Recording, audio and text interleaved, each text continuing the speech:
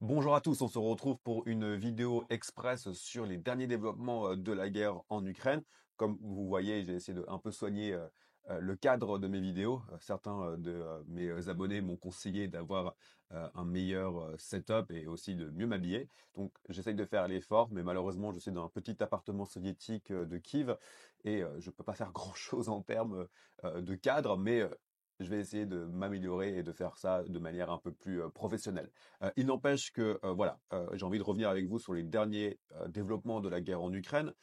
qui sont vraiment en lien avec les négociations et les discussions autour des négociations. L'envoyé spécial de Donald Trump pour Israël, l'Iran, la Russie, etc., qui est Steve Witkoff, s'est rendu en Russie à discuter avec Vladimir Poutine. C'est sa deuxième rencontre avec Vladimir Poutine. Après sa première rencontre, il avait tenu des propos très proches de la propagande du Kremlin en disant que les territoires qui étaient reconnus par la constitution russe comme étant russes, sont en fait des territoires russes avec des référendums entre guillemets légaux. En tout cas, il a donné du crédit aux référendums qu'on sait bien sûr étant illégaux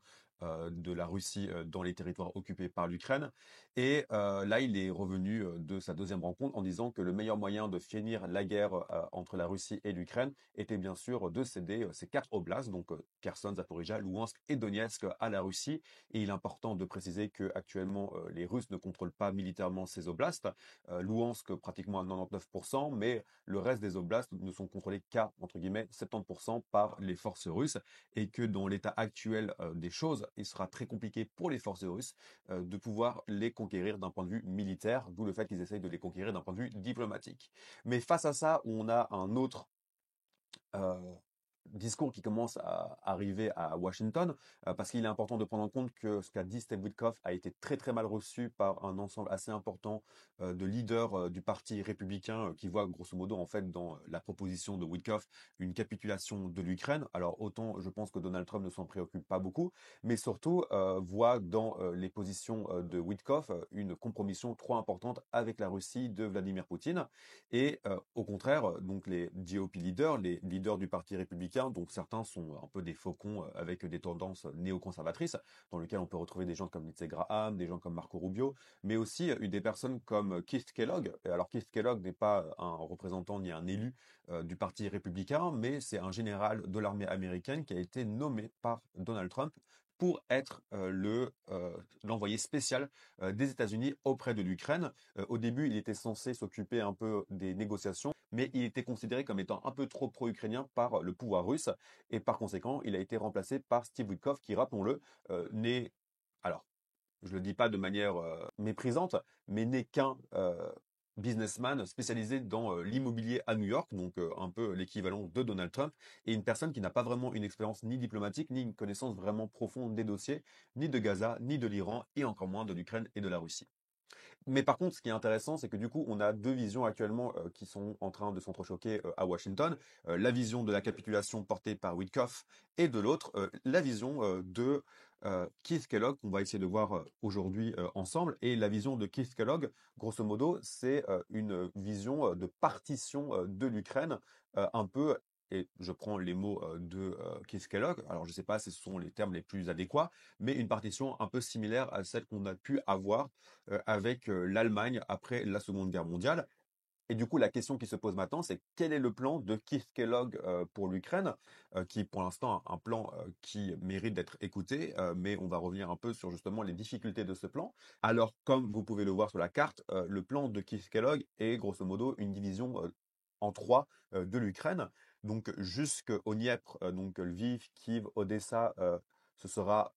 bien sûr le territoire souverain de l'Ukraine avec l'armée ukrainienne, mais avec une coalition franco-britannique de soldats qui seront là pour garantir le respect du cessez-le-feu par les Russes, et aussi une potentialité d'entraîner l'armée ukrainienne pour potentiellement une future agression de la Russie, et aussi, je pense à titre personnel, une forme d'échange d'expériences réciproques entre l'armée ukrainienne, anglaise et française, étant donné que les Ukrainiens ont quand même un retour d'expérience phénoménal, notamment dans la guerre des drones, et c'est une expérience précieuse pour les armées européennes, en particulier françaises et anglaises. La deuxième partie, c'est la partie en jaune, qui sera une partie qui sera exclusivement sous le contrôle de l'Ukraine et de l'armée ukrainienne, sans troupes au sol européenne, parce que les Européens ne veulent pas prendre le risque de se prendre une bombe à Kharkiv et à Soumy, ce qui lancerait ou, euh, disons, changerait la dimension du conflit et forcerait soit à une réponse, soit à une absence de réponse, ce qui parfois est peut-être même plus dangereux qu'une réponse en tant que telle. Donc ça, c'est la partie en jaune qui groupe grosso modo Soumy, Kharkiv, avec bien sûr les parties de Vovchan, Lipsy qui sont un peu en rouge sur la partie jaune, qui sont bien sûr sous occupation russe. Et après, le reste, c'est la partie rouge, la partie sous occupation de la Russie, parce qu'actuellement, il est impossible pour l'Ukraine, d'un point de vue militaire, de récupérer ses territoires. Et bien sûr, sur la ligne de front, une zone démilitarisée de 18 miles qui, grosso modo, seront